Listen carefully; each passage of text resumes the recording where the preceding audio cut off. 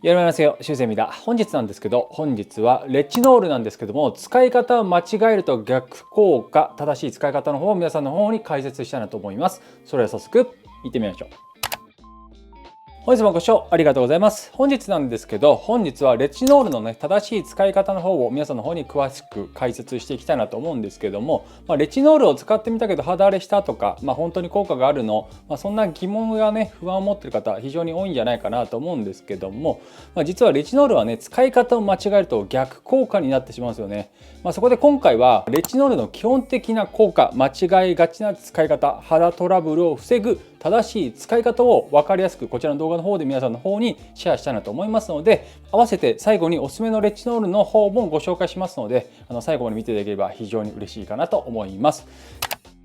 まず1つ目なんですけども、レチノールとは基本的な効果なんですけども、レチノールはビタミン A の一種で肌のターンオーバーを促進することで様々な美容効果が期待できる成分なんですよね。シワ、たるみの改善、コラーゲンの生成を促進、肌の張り、弾力アップ、ふっくらとした若々しい肌にしてくれたり、毛穴を引き締めて皮脂のバランスを整えて毛穴を目立ちにくくしてくれたり、ニキビや肌荒れの予防ですね、古い角質を取り除いてくれてニキビの発生を防いでくれるっていう感じなんですよね。このようにエイジングケアや毛穴ケアにとても優れた成分なんですが、使い方を間違えると肌トラブルの原因になってしまうんですよね。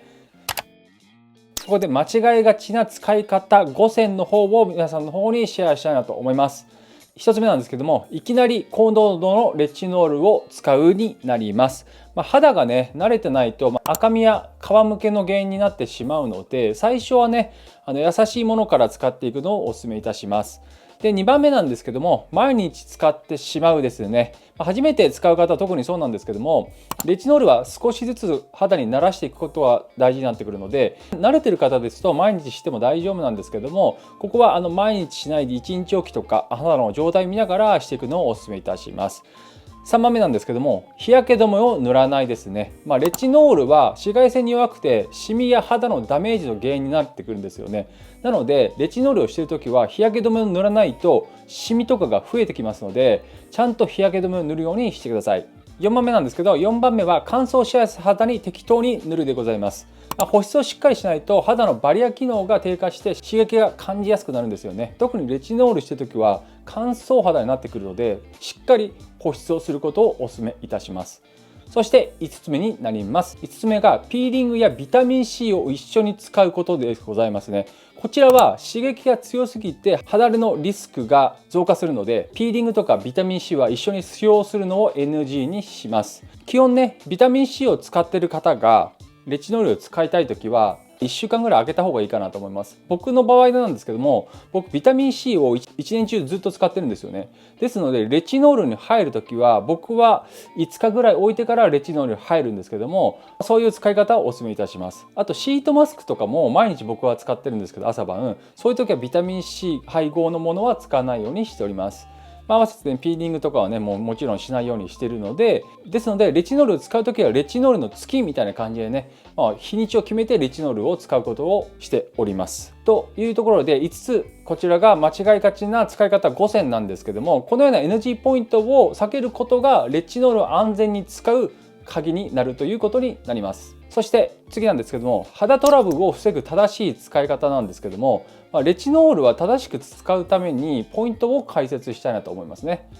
低濃度からスタートするってことをお勧めいたします。最初はね 0.1 以下のレチノールを週に 2,3 回ペース1日おきとかにするのをお勧めいたしますね。そして2番目なんですけども、夜に使用するですね。レチノールは紫外線に弱いので夜のスキンケアに最適と言われておりますので、デイでも使っていいものがあるんですけども、僕もデイでも使っていいものを基本的には使ってるんですけども、僕はデイは使わないようにしておりますね。年には年で、ナイトだけしか使用しないようにしております。合わせてナイトでレチノール使ったら弱酸性の洗顔フォームで朝しっかり落とすってことをして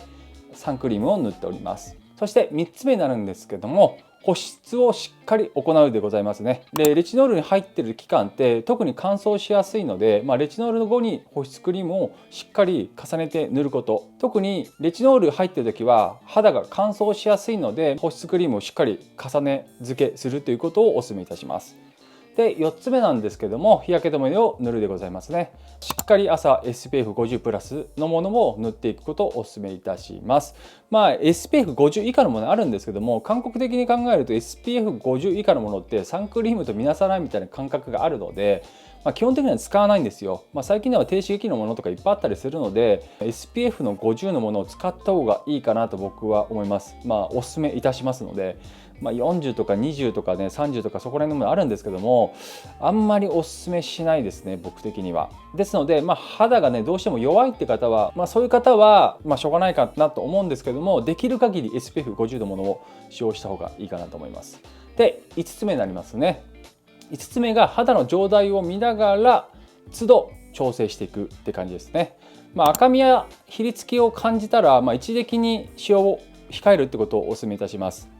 最近のレチノールは、ハリショットだったりとか、あとマスクもあったりするんですけども、いろいろね肌に起こることが全然違うんですよ。なので、肌の自分の状態を見ながら都度調整していくっていうところをお勧めいたします。ですので、肌に何かしらの現象が起きたら、一時的に使用を控えるってことをお勧めいたします。でこちらの5つなんですけども、このステップを守れば、レチノールの効果をしっかり実感しながら肌トラブルを防ぐことができます。そしておすすめのレチノールアイテムなんですけど、まず1つ目はセリマックスですね。セリマックスのレチノールなんですけども、かなりツヤ肌になりますね。だいたい僕の体感的には5日ぐらいからめちゃくちゃツヤ感がすごくなります。ですのでツヤ感が欲しい方はセリマックスをお勧めいたします。こちらハリショットなので使用している時はすごくチクチク感があるので初心者向けではないんですけども、1日おきとかにしていくのをお勧めいたしますね。そしておすすめ2つ目がテラロジックのレチノールになります。テラロジックは皮膚科コスメになってくるので、そこら辺も使いやすいっていうところがありますね。で敏感肌の方にも非常に使いやすいテクスチャーになっていて、チクチク感もないのでハリショットでもないので非常に使いやすいです。でツヤ感もめちゃくちゃあります。ですのでツヤ感求めてる方とかアンチエイジングとか、そこら辺の肌を求めてる方っていうのは非常に合うかなと思いますね。レチノール使う際はその同じラインで揃えた方がいいかなと思いますね、スキンケアですので。僕はセリマックス使う時はセリマックスのものを全部ステップで入れるようにしていて、テラロジック使う時は全部テラロジックのを使うようにしております。そうすることによってね、もう明らかに違うので、いろんなものを混ぜると合わない成分とか入ってたりするので、そこら辺を避けたいので、できれば同じもので使用した方がいいかなと思います。で僕もいろいろレチノールいっぱい使ってきたんですけども、テラロジックとセリマックスが一番効くんですよね。僕はのかもしれないんですけども、僕がいろいろ使ってきて感じた効果があったレチノールになりますので、そこら辺もね参考にしていただければと思います。あともうどうしてもすごい敏感肌みたいな感じの方は